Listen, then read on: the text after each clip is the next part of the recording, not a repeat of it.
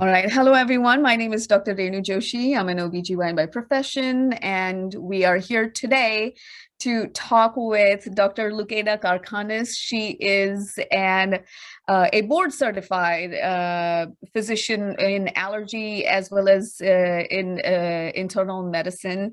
She is in a group practice in San Antonio, Texas, and she is an active participant in national allergy meetings. She has given multiple interviews on COVID. She makes appearances in news media channels as well to give her expert opinions. And she has graciously talked about COVID to our SAPNA members and has given us lectures on the same. So we're really excited to have her here today to give us yet another talk on COVID. And the emphasis on the talk today is going to be on the Omicron variant of this virus. And without taking too much of her time, I'm going to pass on the mic to Dr. Karkhanis so that she can enlighten us about the new changes that are to be anticipated. Thank you, Dr. Karkhanis, so much for doing this again today. We always get to learn a lot from your talks, and I'm very excited to hear further from you.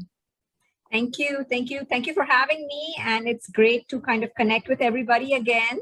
And we are recording this, so those who can't attend live can also take advantage. And so let's begin. I just have a few slides. So we're going to talk mostly about, oh my God, Omicron. So just to look at where COVID-19 is right now in the world, we have over 250,000 cases. So we have almost 400 million cases, and we have almost 6 million deaths worldwide from COVID-19. In the US, we are estimating about 75 million cases, almost 1 million deaths, so over 900,000 deaths from COVID. And when you see that our population is 330 million, so, almost 1 million deaths already. In India, as far as we can see the reported data, there's about a 40 to 50 million cases and about 500,000 deaths, over 500,000 deaths so far. And this is kind of a pictographic representation. You can see that spike right there in the light orange with the new reported cases. And I think if we get logged out, everybody can just kind of log back in using the same link with Zoom. But that spike in that orange bar over there, that was Omicron. That's what happened in January, and that was the Omicron surge we saw. You can see the number of positive tests went up, hospitalizations went up, deaths went up, but not as much as we saw with the Delta surge.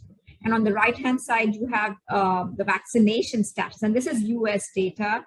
And surprisingly, it's not that bad. So if you look at all ages, we have almost 63% fully vaccinated, and 12 and up are higher, 72% fully vaccinated, and 65 and up even higher, 88% are fully vaccinated. So it's the children and the young adults really that are falling behind with vaccination here.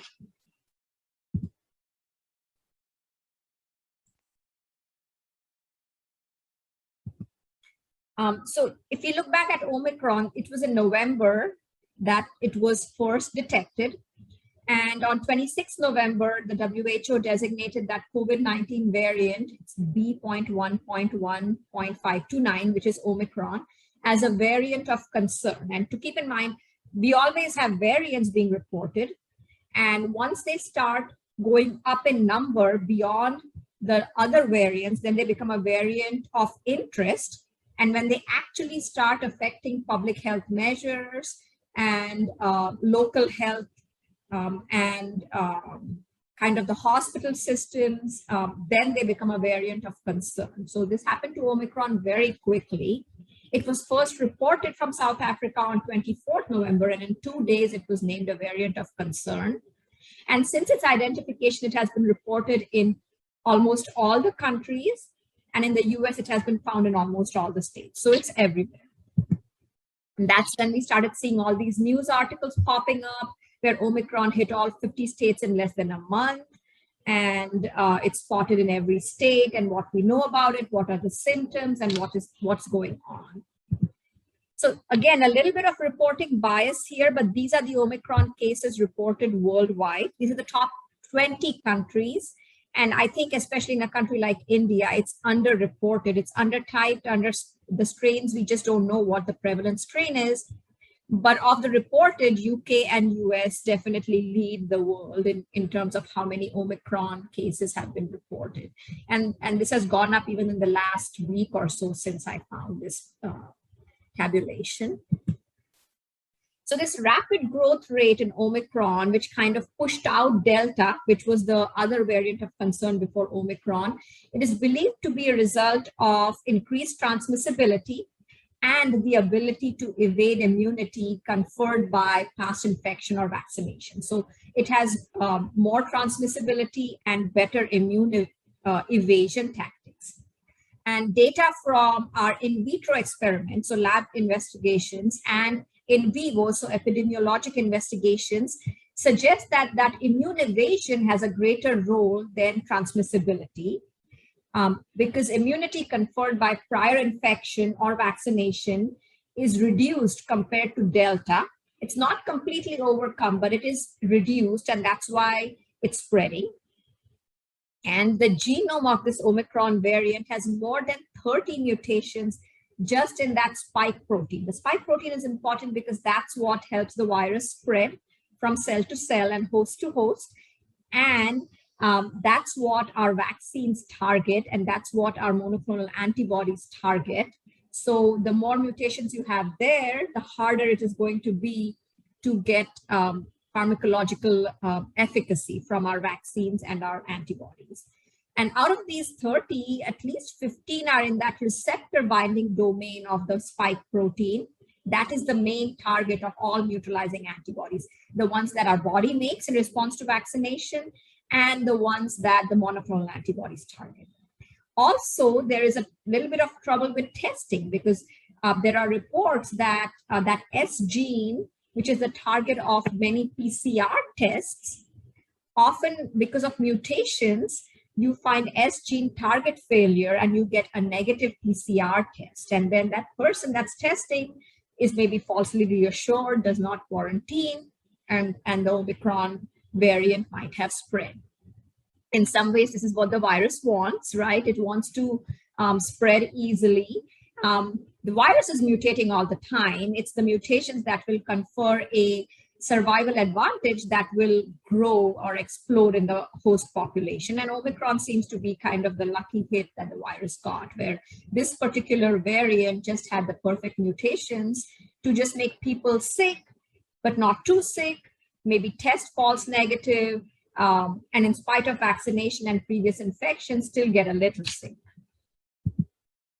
So this is a representation of that spike protein, and those red lines that you see are the mutations. And the green block is the receptor binding domain. And you see the comparison of Omicron to Alpha, the initial 2019 COVID variant, and then the Beta, the Delta, and the Gamma, which were the other variants of concern. And you can see how many red lines Omicron has just in that green RBD, or receptor binding domain, which is the target of all our vaccines and monoclonal antibodies. And that's why we are worried about immune evasion with Omicron. This was a very interesting experiment that they did. You have to keep in mind that this was a lab experiment. So it's an in vitro experiment, and they used a pseudovirus. So they used a COVID-19 virus in the lab, and they mutated it to make Delta, and they mutated it to make Omicron, and they're looking at what happens. And they basically take sera from immunized patients and look at their lab virus and see how much neutralization they see. So the wild type variant, if you compare the 2-dose regimen of Pfizer or Moderna vaccine versus the 3-dose regimen, there is about a 3 times greater neutralization, 1 to 3 times. So not much difference with the wild type virus. And it's about the same infectivity on their target cells, right? One time. So the wild type is the same infection as as your original alpha strain. Then they mutated 9 major mutations to bring it close to Delta. And you start seeing that compared to 2-dose, now there's 3 to 9 times better neutralization with the 3-dose. So that's where your booster is important. 3 or 9 times less likely to get sick or get severely sick. And in their lab target cells, that Delta variant had about twice the infectivity rate. So it can infect the cells twice as effectively as your wild type or alpha. And then for Omicron, they went ahead and put in 34 mutations. And now you see almost 20 to 30 times better neutralization with a 3-dose regimen. So really important to get that booster. And I'll tell you, even in clinical practice, all the infections that are being reported are from patients that just hadn't gotten around to getting their booster yet. So basically, that's what the major subset is. Are patients who just didn't get around to getting the booster, or of course, people that were completely unvaccinated to begin with, or children who were too young to get vaccinated or whose parents had just not gotten around to getting them the vaccine. And you can see 20 to 30 times better neutralization with a 3-dose regimen. And in their lab cells, the Omicron is at least 4 times as efficacious in spreading. So 4 times the infectivity. And I think this data bears out in vivo. This is what we see. It spreads much faster. It spreads more. If you have had the 3rd booster, you're less likely to catch it, and you're less likely to notice it, because most people say, well, it was just a cold. So what happens with vaccines, right? Vaccinated people who either receive a booster dose or who were also previously infected. So basically 3 kind of attacks on the immune system, they are likely to have stronger protection against Omicron. So you want to have 3 kind of reminders to your immune system. So either 3 vaccines, or if you had an infection, then maybe 2 vaccines. But there is also a difference between infection and the 3rd booster. So as we were saying, in this hospitalized adult study that does look at Delta and Omicron, when they compared the 2 COVID vaccine doses with the 3 vaccine doses, the vaccine effectiveness against hospitalization in adults without and with immunocompromising conditions went from 82 to 97% in without immunocompromising, and 69 to 88% in patients with immunocompromising conditions. So definitely that booster is important, because a lot of patients, I think, are opposed to now getting the booster. They feel like they were promised only 2 vaccines. So if you look particularly at the Moderna vaccine, which by the way now has full FDA approval and it's been named Spikevax, that's going to be the brand name. Neutralization titers against the Omicron variant were 35 times lower after the 2-dose series. And that's why we were worried about breakthrough infection. But if you gave that 3rd dose of that Moderna vaccine, then those neutralization titers went 20 times higher. So 2nd dose compared to 3rd dose, you saw a 20 times boosting effect in neutralization titers. Neutralizing antibodies are not the only thing important, but they are the ones that are easy to measure and quantify. So that's what we look at in experiments. And then we are hoping that this 20-time boost will substantially reduce the risk of breakthrough infection. And they did notice that the neutralization 6 months after the booster was similar 7 months after the 2nd dose. So 6 months after the 3rd dose, you do see a decline in these neutralizing antibodies, just like you saw after the 2nd dose. So are we going to need another booster? That's the question on everybody's mind right now. And then are we going to take the original one, or are we going to wait for a Omicron specific vaccine? And I think the manufacturers are saying by March, they will be able to have that Omicron specific variant vaccine ready. But again, it needs to be studied and it needs to be authorized for use before we start talking about it. If you look at Pfizer, again, very similar. I've always said, the Pfizer vaccine, which is called Comirnaty, and that Moderna Spikevax, They're like 6 of one, half a dozen of the other in almost all respects, which is very reassuring. That's what one would expect from their science. And the 3 doses of that Pfizer vaccine neutralize Omicron. 2 doses show significantly reduced neutralization. And in Pfizer studies, they saw a 25-fold increase. So 20-fold increase with Moderna, 25-fold increase in the Pfizer studies against the Omicron variant. And then titers after the booster dose are comparable to the 2 dose against wild type. I think I know this back. Okay. And then 80% of those epitopes in the spike protein that are recognized by CD8 T cells, which is the other arm of the immune system other than our neutralizing antibodies, it's harder to study. There's not an easily available commercial lab test. Pretty much we just have to do research tests like flow cytometry and things like that. 80% of the epitopes that they recognize are actually not affected by the mutations in the Omicron variant. So there is hope that our T cell immunity will be very good and will still continue to protect us. And 2 doses might be enough to keep these CD8 cells kind of active against Omicron. And if you look at Omicron and monoclonal antibodies, so this is a slide from a very recent webinar that the Texas Department of State and Health Services did. So you have the no illness section on the left-hand side, and what you have to do there is vaccines. COVID-19 vaccines are what are recommended if you are not sick from COVID.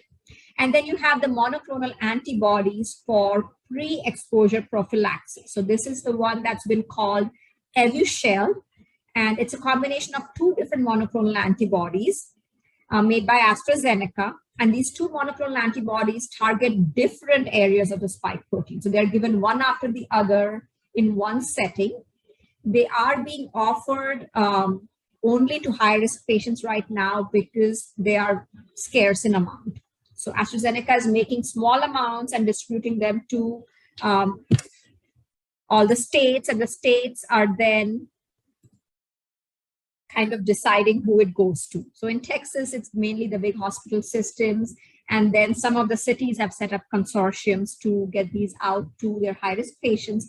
High risk right now are being defined as transplant patients, the ones that are being immunosuppressed for bone marrow suppression, your cancer patients on immunotherapy, chemotherapy, CAR T cell therapy, and then you have your chronic lung disease plus immune deficiency patients, okay? For those that were exposed, not hospitalized, and had no limitations, we used to give them the Regeneron or the Lilly antibody cocktail. That is not effective against Omicron anymore. So most states have stopped doing this. In Texas, this is not given out anymore, not made available to the public anymore, at least through the state consortiums and the city consortiums. So the Regeneron and the Lilly monoclonal antibodies have been completely stopped because they are not showing any efficacy against Omicron. For mild to moderate symptoms, you can do Paxlovid, the Pfizer oral medication, which does show pretty good efficacy. You just have to check for drug interactions, or you can do the Merck one, the Molnupiravir, which has less efficacy, but both of them are better than nothing for your mild high-risk patients. So these high-risk patients that are right now mild and you don't want to wait till they get severe symptoms, that's when you use these. And then the GSK monoclonal antibodies, so Trovimab is still showing efficacy against Omicron. So we do still have something in our arsenal. If you catch Omicron and you're high risk, we can give you either Paxlovid or Sotrovimab. That's what I'm trying to pick and choose for my high-risk patients when they call me and tell me. They're in very short supply right now. I've had multiple people get canceled because the city just does not have them. There is also the option to do outpatient remdesivir now. That used to be only inpatient, but now they are making a 3-day infusion regimen available to mild high-risk outpatients. And then inpatient, you have your steroids and your tocilizumab and your baricitinib. which are kind of just overall anti-inflammatory drugs, not particularly just for COVID. So that's about what I had. And I just thought this meet was very funny because when Delta asked, name a city that changed your life, the most popular answer was Wuhan, which is very true. It's changed all of our lives. I think this is our third year now with COVID-19. And it's probably going to be a lifelong thing for us. And we're always going to think of our lives as before COVID and with COVID. So with that, these are my references, but we'll make that available to you. And we can go to Q&A.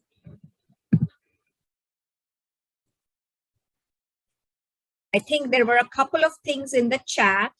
Yes, Anu Ramdas, before she left, she had a question for you. Yes. How would you explain monoclonal antibodies infusion to a patient? I think an easy way to explain this is that it's a type of medication that's made by generating an artificial antibody. So what your body would make normally, but this one is made in the lab, okay? And it very specifically targets that COVID-19 spike protein. So kind of to help your body, which is also trying to generate COVID-19 spike protein antibodies when you catch a mild infection. So to kind of help it, we give you some that we've already made in the lab that we already know target that protein. That's what these monoclonal antibodies are.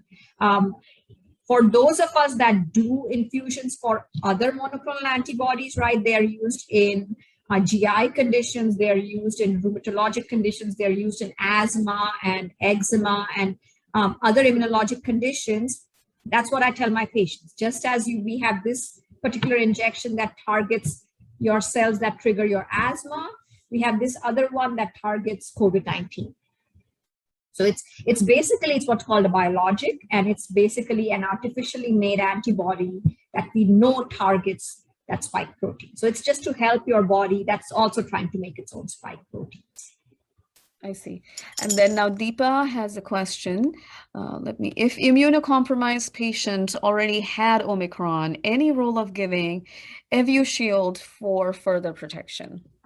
So right now, due to limited availability, Evusheld is being kept for those that did not mount a response, and then they would have done very poorly if they already caught Omicron. So you would have to wait for them to get stabilized, or are not expected to mount a response. So it depends on what your immunocompromised patient, what their clinical course was with Omicron. I would say if they had a very tough clinical course and just about managed to survive, then definitely I would consider giving them Evusheld. And Evusheld is supposed to be, like I mentioned, it's a injection, it's not infusion, but it's 2 different antibodies, one after the other. And we're expecting that we would need to do it once every 6 months. So it would be like a twice a year thing, kind of like your osteoporosis medications and things like that, for these patients that just fail to respond to vaccines and things like that. You do have to wait for a little while. If they got a booster, you have to wait for 2 weeks before you do Evusheld. If they got kind of any immunosuppressive infusions for any kind of autoimmune conditions that got triggered during a severe COVID infection. So sometimes you have patients that get, that develop, for example, thrombocytopenia or anemia, and then they end up getting infusions of immunosuppressant medication. Then you have to wait about 3 months before you do other monoclonal antibodies. And I think there's a follow-up question, what antibody level is considered low? So we don't have an answer to that. Every lab kind of does its own titration. We don't have a good standardization. We also don't know exactly what the normal protective ranges are for these COVID-19 antibodies. What should be the nucleocapsid range? What should be the spike protein range? Do you need both? Is just one enough? And does Quest do the same as LabCorp, and are their ranges comparable? We don't know yet. So we don't recommend looking at the level to decide about Evusheld. and most states do not recommend that you check for these antibodies for their levels. There's not a cutoff level to qualify for Evusheld. It's either that they just have none, so they're negative. Then you know it doesn't matter what the protective range is; they just have none after getting 3 doses, or they are not expected to because they are on bone marrow suppression, they are on chemotherapy, they're on CAR T-cell therapy, or they have a primary immunodeficiency and they just do not mount responses to anything in general. Thank you. I also have a couple questions from the people not belonging to the medical field, I should say. Yes. So a question asked to me by multiple parents is, when is the vaccine going to be approved for children 5 years old and under? So the FDA, in fact, has asked Pfizer to apply for EUA for the 6 months to 5 year age group. We all heard in the news, right, that the 2 year to 5 year cohort did not do as well because they gave these 6 months to 5 year volunteers an even lower dose than the 5 to 12. And the 6 months to 2 years did great. They had an amazing response, and their EUA will definitely go through. So your 6 month to 2 year olds, once the EUA is submitted and the FDA looks at it, maybe in a couple of months, they will have firm recommendations and authorization. It's the 2 to 5 year olds that kind of the experiment did not work out as well as was hoped, because they still mounted a response, but just not as robust as your 5 to 12 with the slightly higher dose and the 6 months to 2 years. Okay. So I think what the FDA is going to say is that start the 2-dose regimen, because Pfizer is studying a 3rd dose in these 2 to 5 years. I don't know the details. I don't know if they chose to give the same dose a 3rd time, or they tried to do a slightly higher dose and maybe boost them up to the 5 to 12 age group dose. And the recommendation for this 2 to 5 year old cohort may be to do those 2 doses. So anything is better than nothing, right, in terms of COVID protection. So do those 2 doses while we wait for the answer on the 3rd dose. So at least get them some protection, and then we'll by that time know, because we are kind of flying the plane as we are building it kind of situation. So we will know by that time what to do with the 3rd dose. Do they truly need it? Will it be the same dose or not? And that might be the kind of less than optimal recommendation we get for that 2 to 5 year age group. But yes, everybody's anxious. So they did ask them to already go ahead and submit whatever data they have. So we should have the answer in the first half of this year, I think. So now, piggybacking on that same question, as an immunologist, why do you think that happened, that the 2 to 5 year age group specifically did not manage to mount that robust response? I think it's the dose. I think it's the dose. They just kind of, it's always a little bit of a risk, right, coming to do a study, and you're kind of playing your odds because you want the best efficacy and the least side effects. And it just probably turns out that they don't do as well with that tiny dose. So they maybe need that 5 to 12 dose and not the 6 month to 2 year dose. And so maybe it should be like the 6 month to 2 year is 1 dose, 2 to 12 is 1 dose, and 12 and above is the 3rd dose. I don't think it's anything about that age group. I just think it's a question of finding the appropriate dose. We do have to keep in mind, though, what is optimal protection. There's never perfect protection. We are never 100% protected to anything. Right. Maybe the 2 to 5 year olds are okay with slightly lower lab tests for neutralizing antibodies and T cells. Maybe they will still do fine, because even without any protection, a lot of them are doing fine with Omicron. We don't yet see a huge spike in deaths or anything that we need to worry about. Maybe it will be okay. Maybe, our lab tests are slightly lower, but if your child is going to be decently protected, right, then who cares what the lab test showed in the study? So the in vivo data will take even longer. But I think it's a dose. I think it's a dose issue, basically. More than anything that related to their innate immunity. Yes. The other question, and I think this is a very good one, because it all of us can relate to that one, because especially as a group for South Asians, we've all faced this problem in some way, shape, or form, where our parents have come over to visit us, and they have received one kind of a vaccine in our country, in their countries, wherever they came from, and now they're here and they're being offered the booster dose, and it's mix and matching the dosages. Can you mute? Shais? Yeah. Thank you. Okay. So it was the question is, can you mix and match the doses? Is it still okay to give them a booster?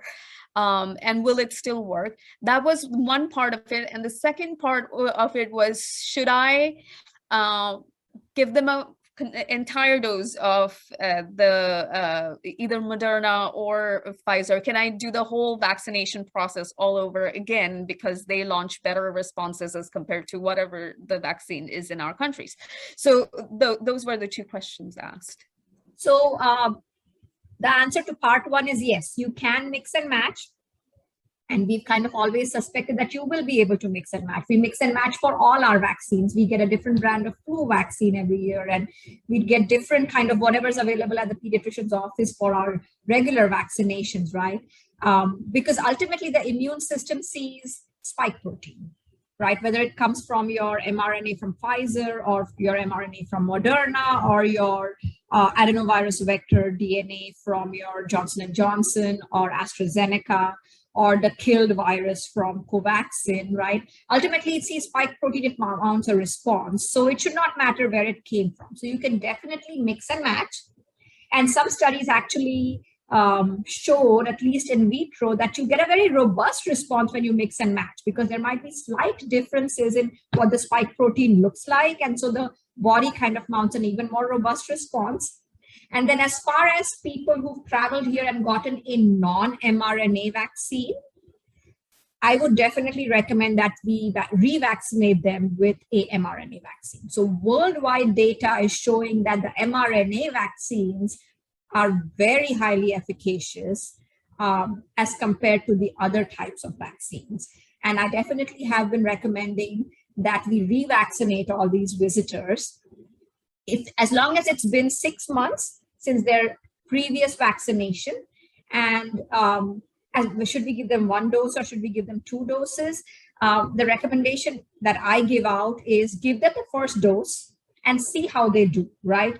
They may have slightly more side effects. So we have to be ready for kind of those mild shot type side effects, the fatigue and the weakness and chills and arm swelling and discomfort and things like that. If they do fine and they have very mild, very transient side effects, you can treat with fluids and Tylenol and rest. Go ahead and give them the second dose as well. So they're essentially will have had 4 doses by that time. Now, if they got a booster in their country, so they've already had 3 vaccines, I would recommend waiting for about at least 6 months or so before you do this. So it depends on how long they're going to be in the United States. But most of these visitors are getting 2 doses and are doing well. And then they are boosted. They have had 4 doses. Many of them, it's been almost a year since they got the vaccines available in their country. So definitely, I expect that if you tested their antibody levels, they would be pretty low given usually their older age and other comorbidities. The only drawback to keep in mind is that mild side effect. That risk is always there with every medication we do is mild side effect. So you just have to be ready to treat those, keep an eye on those and things like that. And then I would not think about giving them a third mRNA vaccine for at least another 6 months. So then you kind of wait for recommendations at that time and see what's going on. But yeah, that's the recommendation, is that you definitely pick mRNA this time. So don't go for Johnson & Johnson. Give them the first dose, see how they do. And if it's mild and they do fine, you go ahead and give them the second dose as well. So then again, thank you so much. That was really informative. And I'm sure a lot of people are going to appreciate that answer. Another question, or rather more of a fear-mongering thing that I get to see around is, it just came out in the news a couple of weeks ago, this variant of coronavirus, it's 2 mutations away from affecting humans, and it can kill humans, blah, blah, blah. The virus has never actually, in reality, yes, it's the coronavirus variant, but it's never affected humans up until now. But now that COVID came into play, they're talking about other coronaviruses that affect the animal kingdom that potentially could affect us and kill humans. I don't know if you're the right person to answer this question, but what are the odds again of that happening? And is that fear mongering really, should we pay heed to it, is what I was. So I think it takes kind of a perfect storm for something like COVID-19 to happen, right? Where you had this coronavirus in animals and there was exposure. There was exposure because of various practices, the exotic animal hunting and meat consumption and things like that. And that primed virus was right there, and a susceptible human host was right there, and the infected animal was right there. So I think these things are rare. They don't keep happening all the time. You know, it didn't happen for centuries till it happened in 2019. So I would not worry so much about that. Will we eventually have viruses crossing over from the animal kingdom to the human kingdom and vice versa? Yes, I think it happens all the time. Luckily, you know, we don't even study much about them because they don't kill large amounts of our population. So why worry about something that's out of your control? I think what we do in that case is kind of try and tamp down on international kind of policies to better regulate the interactions between our susceptible humans and wild animals. You never know what's going to cross over from them to us and us to them. So I think that is more of like a political and animal rights issue that we kind of, you know, maybe should not be eating or interacting with these animals in dangerous ways, in unregulated ways, and maybe studying them first before we interact with them. Yeah, that's a good suggestion. Another, based again on newer variants, are there any new variants that are out there that we need to be aware of? And would they be playing an important role in this pandemic that we are seeing in the future? I mean, are we aware of something that's coming up in the near future? I know that a lot of people have heard about that Omicron part 2 or Omicron 2.0, so a slightly more mutated version of Omicron even, but it has not yet affected our public health systems and our real life to be designated a separate variant of concern. So it's still lumped under Omicron. The hope is that with adequate immunization and with all the kind of medical knowledge and research and treatment modalities we've gathered real fast over the past 2 years, that even if other strains pop up, we will be slightly better each time equipped to deal with every new variant that comes up. The virus will keep mutating and will try and spread. And I don't think this is a virus that's going to be eradicated or anything, because there is an animal reservoir. So there's always going to be COVID-19 in your wild animals, and now they've spotted it in deer, it's in minks and ferrets and bats, and so nobody can go and immunize every last wild animal in the world.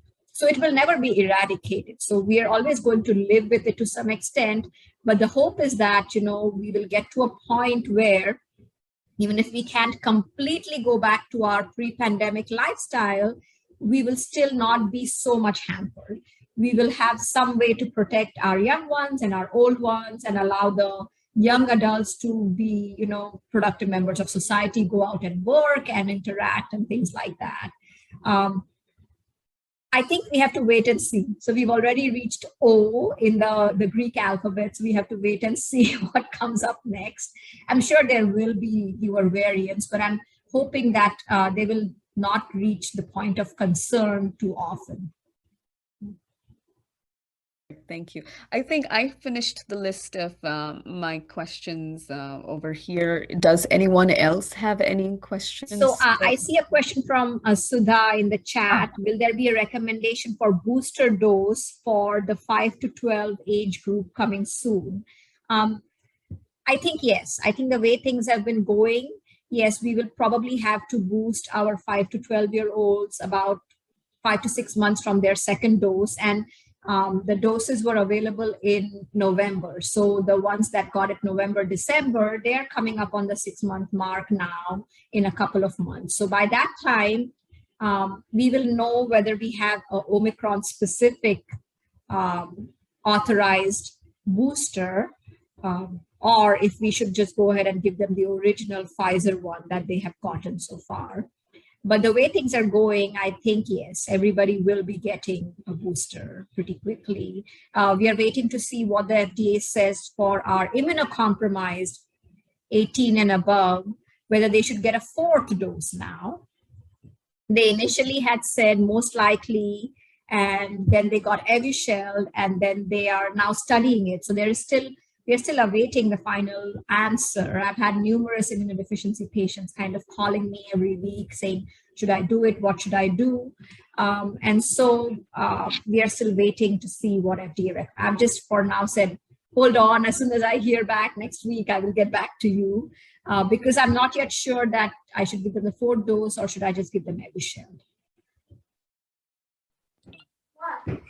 Thank you.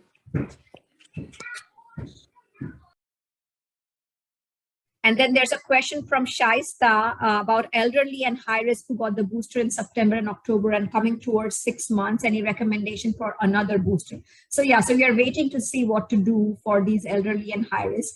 For elderly that do not have immunocompromising conditions, there is no talk right now of a fourth dose. It's mainly for the immunocompromised people that they're studying and waiting to recommend if they should get a second booster or a fourth dose essentially. And I think we should wait till at least March and see what happens to that Omicron specific vaccine that will come out. That's the other beauty of mRNA technology. It's very, very easy. Just change out the mRNA sequence and you can get a brand new variant vaccine basically. So you're not starting from scratch in terms of your manufacturing process. So I think that was all the questions in the chat. And yeah, please, I'll send this recording over. If you have any more questions, you can always reach out through Swapna. It's always very interesting and it helps me to answer these questions as well. I'm just going to check on Sapna real quick to see if we have any written questions Okay. for 1 second and make sure. I doubt if we have any in there. Okay. Yeah, we're good. Okay. Okay. Thanks a lot, Renu, and thank you for giving me this opportunity. It was great to connect with all of you again. Likewise, we really appreciate all the education. Yeah, this was so good. Every time we have a talk with Dr. Karkhanis, it's always really enlightening, and I hope everyone got to learn a few more things regarding this virus. There's no such thing as too much education when it comes to COVID. Yes. Keep changing rapidly, and there's always something new to learn. So really appreciating you updating us on what are the latest recommendations for Omicron. Thank you so much for spending time with us on a Saturday morning.